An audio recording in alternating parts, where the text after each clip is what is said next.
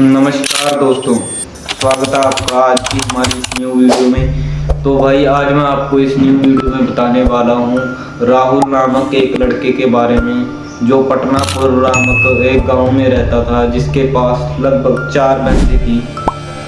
जिसके पास लगभग 4 भैंसें थी और वो चारों भैंसों का दूध निकाल कर बेचता था। ये एक राहुल नामक लड़के के ऊपर लागू है ये घटना।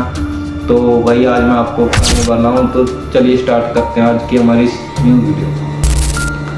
तो भाई ये कहानी है पटनापुर नामक एक गांव की, कि वहाँ पे एक राहुल नाम का लड़का रहता था। कि उसने भाई उसके पास लगभग यही 3 से 4 भैंसें थी। उसने क्या किया, वो डेली जाता और एक भैंस का दूध एक जो भैंस थी उसका दूध निकाल कर बेच के उसी से ही गुजारा करता था। तो एक दिन क्या हुआ कि वो अपनी भैंसों का दूध निकालने जाता है। तभी क्या होता है कि वो अपनी भैंसों का दूध वगैरह निकाल कर वहाँ से जब जाता है, तभी लगभग दूध बेच के वो शाम को जब 5, साढ़े 5, 6 बजे जब वो घर पर आता है, जब वो घर पे आता है तो तब क्या होता है, उसकी मम्मी उसको कहती है कि बेटा आज जो राशन है, जो आटा वगैरह है वो ख़त्म हो गया है, बिल्कुल भी नहीं है। तो राहुल के मन में विचार आता है कि भाई ये मैं जो काम कर रहा हूँ, ये पशुपालन का जो मैं काम कर रहा हूँ, इससे मुझे ज़्यादा से ज़्यादा कोई प्रॉफिट नहीं होगा। डेली का मान के चलो कि 200 से 250 रुपया एक दिन का निकलता है, ऐसे उसने सोचा। तभी क्या हुआ कि राहुल के मन में एक दिन वो आता है, ख्याल आता है कि मैं एक ऐसा काम करता हूँ जिससे मुझे थोड़े बहुत पैसे मिल जाए। मैं जो पहले वाले प्रॉफिट से 2 गुना ज़्यादा का प्रॉफिट कर सकूँ, जिससे मेरे घर में अनाज भी वो सारी चीज़ें हों, जिससे मैं थोड़ा बहुत पैसा कमाऊँ। तभी भाई राहुल क्या करता है, एक दिन रात का टाइम था, लगभग 11, साढ़े 11 या 12 बजे के आसपास टाइम होगा। तब राहुल बैठा बैठा अपने जो बिस्तर पर लेटा हुआ वो सोचता है कि भाई उसके मन में ऐसे ऐसे ख्याल आ रहे थे कि वो ऐसे सोच रहा था कि भाई ये तो मैं गरीब हूँ, भगवान ने मुझे कैसे ऐसे कर दिया, मुझको गरीब बना दिया। तभी भाई क्या हुआ, राहुल ऐसी बस सोचता वगैरह है, तब उसकी मम्मी आती है उसके लिए खाना लेके कि ये लो बेटा आप खाना खा लो। तब राहुल वहाँ पे बैठ के पहले तो वो खाना वगैरह अपना फिनिश करता है और बाहर अपने दोस्तों से वगैरह मिलने चला जाता है। तो भाई वो अपने दोस्तों के साथ बैठा हुआ वहाँ पे, तभी सर्दी का टाइम था, तभी वो वहाँ पे आग जलाकर वहाँ पे 3-4 दोस्त बैठे हुए थे। तो वहाँ पे एक चाय की स्टॉल थी, छोटी सी चाय की जो स्टॉल होती है वो उस पे बैठे थे। वहाँ पे एक बूढ़े आदमी बैठे थे, जो वो चाय वाले के साथ में वहाँ पे एक कोई बूढ़ा अंकल था रैंडमली, जो उनकी ही सोसाइटी से था। वहाँ पे वो काफ़ी ज़्यादा बुजुर्ग थे, तो वो उनको कोई कहानी वगैरह वहाँ पे सुना रहे थे। तभी राहुल के मन में ख्याल आता है कि भाई हम कहीं पे कैंपिंग वगैरह पे चलते हैं। राहुल के मन में ऐसा सवाल आता है कि भाई हम कहीं पे जाके कैंपिंग वगैरह करते हैं। कि उसने क्या किया, उसने एक दिन प्लान बनाया कि भाई चलो हम सभी जाके कैंपिंग करते हैं। तभी वो तीनों जो चारों दोस्त थे वो वहाँ पे कहीं पे जाते हैं कि वो सुनसान सा कोई जंगल वगैरह था, वहाँ पे वो जाते हैं पार्टी करने जाते हैं। तो भाई तब वहाँ पे क्या होता है, किसी रैंडमली कोई बूढ़ी फाक भी आंटी थी जो उनको मिलती है और वो उनको कहती है कि बेटा आप कहीं भी जा रहे हो लेकिन अपनी सेफ्टी फुल रखना। उसने कहा ठीक है। बाकी उस आंटी ने कहा कि अगर आप कैंपिंग करने जा रहे हो तो कैंपिंग करने अगर आप जा रहे हो तो वो जो कुआं है, कुएं के पास मत जाना। उन्होंने ऐसी मजाक में बात ले ली। वो कह रहे थे अरे वैसे ही बुढ़िया, वैसे ही वो कर रही है, ये बुढ़िया तो का दिमाग खराब हो गया लगता है। वो ऐसे ही बोल रहे थे उसको। तभी वो आंटी कहती है कोई बात नहीं बेटा, अगर आप मेरी बात नहीं मान रहे हो तो कोई दिक्कत नहीं है, अगर आप मेरी बात मान लो। अगर आप मेरी बात मान लोगे तो अच्छे रहोगे, या बुरे तो बनोगे, अगर बुरा तो आपके साथ हो ही जाएगा अगर आप जाओगे तो। उसने आंटी ने ऐसा कहा। कभी भी कहा, वो राहुल कहता है अरे जाने दो यार, ये बुढ़िया बकवास कर रही है, वैसे पता नहीं कहाँ से आ गई दिमाग खराब करने। तभी भाई क्या होता है, वो उन्होंने किसी की नहीं मानी। लगभग 12 बजे 12:30 बजे का आसपास टाइम हो चुका था। वो वहाँ पे जाते हैं, राहुल अपने दोस्तों के साथ वहाँ पे जाता है। तभी क्या होता है कि वहाँ पे कुएं के पास वो अपना कैंपिंग वगैरह, जो अपना टेंट है, कैंप है, वो वहाँ पे लगाते हैं। उन्होंने एक बड़ी सारी वो फायर है, जो फायर जलाई, आग जलाई वहाँ पे। तो उन्होंने क्या किया कि मीट वगैरह, जो वो चिकन वगैरह था जो वो खाते थे, उन्होंने मीट वगैरह वहाँ पे ला के रखा हुआ था। तो वो मीट के छोटे छोटे टुकड़े करके वहाँ पे चिकन बनाने लगते हैं। उन्होंने चिकन को बनाया, वहाँ पे मीट बनाया। तो वो चारों लोग आपस में खाने लग गए। उन्होंने खा के, जो मीट वगैरह खा के, वहीं पे कुएं के पास जो हड्डियाँ थी उसकी, जो उन्होंने बनाया था वो चिकन वगैरह, उसकी जो हड्डियाँ थी उसने चूस के वहाँ पे फेंक दी थी। तो वहाँ पे एक मोंजलिका नाम की एक डायन रहती थी। वहाँ पे एक डायन रहती थी कि उसने क्या किया, उसको बहक लग गई कि यहाँ पे सूखी हड्डियाँ पड़ी हैं। वो उसको चाटती चाटती वहाँ पे उस कुएं के पास आ जाती है। उन लोगों को पता नहीं था कि यहाँ पे कोई चुड़ैल वगैरह भी रहती है। वो वहाँ पे चले तो जाते हैं, पर उनको ऐसा नहीं पता था कि यहाँ पे कोई भूत प्रेत वगैरह भी रहता है। तो उन्होंने क्या किया, जल्दी से अपना टेंट में जाके खाना पीना खा के जब वो सोए, तभी वहाँ बाहर से कुएं के पास में चिल्लाने की आवाज़ आती है, जोर से कोई लड़की चिल्लाती है।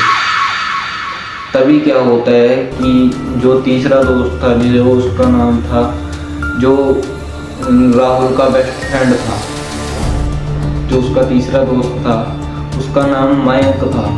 मयंक, उसने जो चीख की आवाज़ सुन के मयंक जो टेंट से बाहर आता है, बाहर आके वो देखता है कि वहाँ पे एक बहुत सारे बिखरे बिखरे बालों वाली वहाँ पे एक लड़की खड़ी हुई है वाइट ड्रेस में। वाइट कलर की उसने ड्रेस पहनी हुई थी, वहाँ पे एक लड़की खड़ी।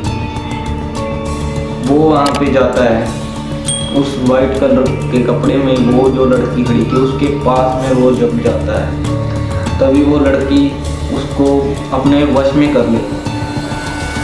वो जो डायन थी मंजलिका, वो वही थी। वो उसको अपने वश में कर लेती है। वो उसको ले जाकर कुएं के पास बिठाकर उसको वहीं पे ही उसको इतना गंदा मारती है भाई, इतना गंदा मारती है कि आप सोच नहीं सकते। वो उसके छोटे छोटे पीस कर देती है, काट कर बिल्कुल ही उसको, उसके पेट को फाड़ कर वहाँ पे वो अपने दांत गाड़ देती है उसकी गंदे से। इतनी बुरी मौत उसको दी कि देखने वाले की रूह तक कांप जाए।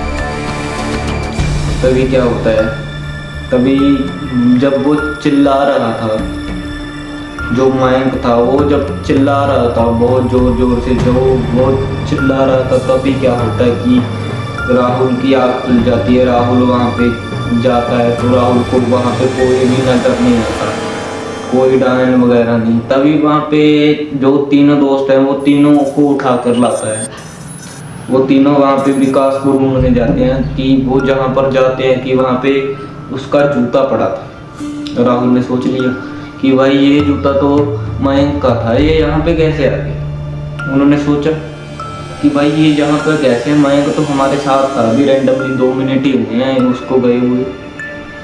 तभी वहीं से क्या होता है कि वो बूढ़ी भागता आती है और वो उनको बताती है कि वो जो मंजलिका नाम की चुड़ैल है वो उसको पक्का उठा के ले गई है। तभी भी जो राहुल था उसने विश्वास नहीं किया उस पे, और वो उसको फिर वही बात कहता है कि ये गुड़िया का दिमाग खराब हो गया है। वो फिर से वही बात उसको करता है।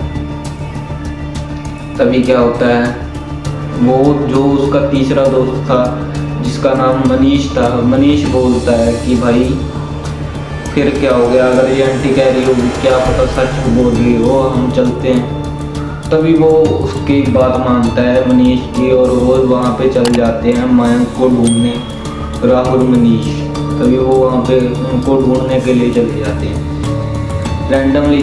तब वो आंटी जब चली गई तब वो ढूंढने गए कि वहाँ पे उसको जूता मिलता था, एक दूसरा और पड़ा हुआ जूता वहाँ पे मिलता है।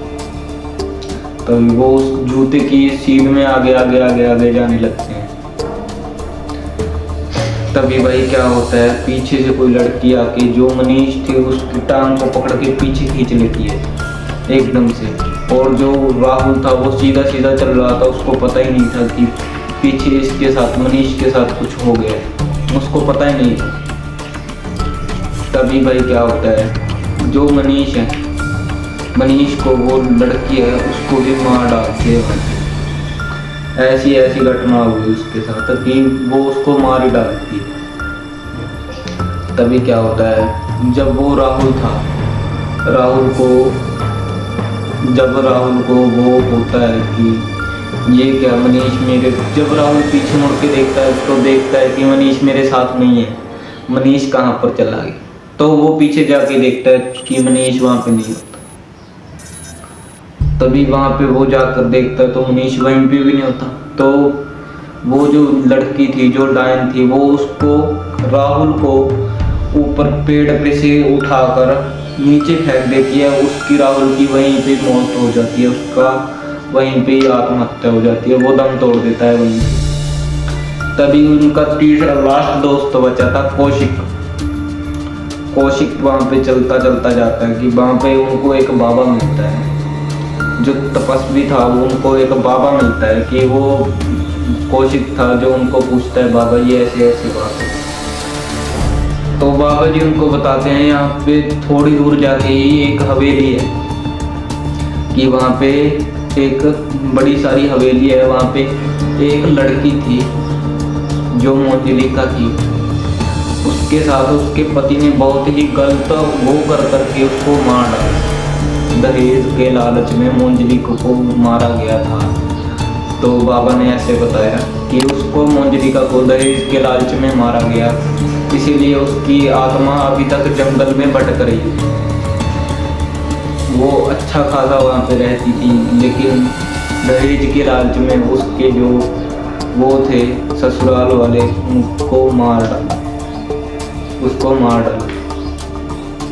तभी क्या होता है, बाबा बताते हैं अगर कोई चाकू या छुरी वगैरह लेकर अगर जाते हो उस हवेली में, तो वहाँ पे उसका पति दोबारा से वही चीज़ है जो रिपीट हो रही होती है। अगर तुम पीछे से जाके उसके चाकू मार दो और उसके पति के मंजलिका को, तो उसे मुक्ति मिल सकती है। कौशिक ने पहले तो सोचा कि भाई ऐसा काम मैं तो नहीं कर सकता, मेरे तो पसीने छूट जाएंगे अगर मैं ऐसा काम करता हूँ।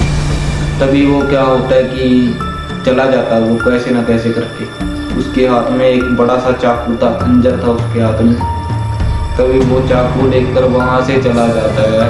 जस्ट वहीं पे ही क्या होता है, वो जो सीन था वो दोबारा से रिपीट हो रहा था कि जो चाबुक होता है, चाबुक से वो मंजलिका को उसका पति मार रहा था, वो दोबारा से रिपीट हो रहा था। उसने क्या किया, कौशिक ने जाके उसके पीछे वो खंजर गाड़ दिया, तो जो वो मंजलिका थी उसको मुक्ति मिल जाती है। और जो वो जंगल था बिल्कुल अब सेफ हो चुका था, सिक्योर हो चुका था, लेकिन जो वो उसके तीनों दोस्त थे वो ऐसे ही रैंडमली मारे गए, वो सिर्फ बेवकूफ़ी की वजह से। अगर राहुल तब बेवकूफ़ी मत नहीं करता तो अगर वो उस बूढ़ी फाख्ता थी जो आंटी थी, अगर उसकी बात वो मान लेता, तब वो तीनों चारों दोस्त थे जो वहाँ पे बच सकते थे। तो भाई अगर आपको ये वीडियो अगर अच्छी लगी हो तो हमारे इस दीपू i20 चैनल को सब्सक्राइब करें और वीडियो पसंद आई तो वीडियो को एक लाइक करें। तब तक के लिए मिलते हूँ आपको किसी नेक्स्ट वीडियो में। जय हिंद, वंदे मातरम।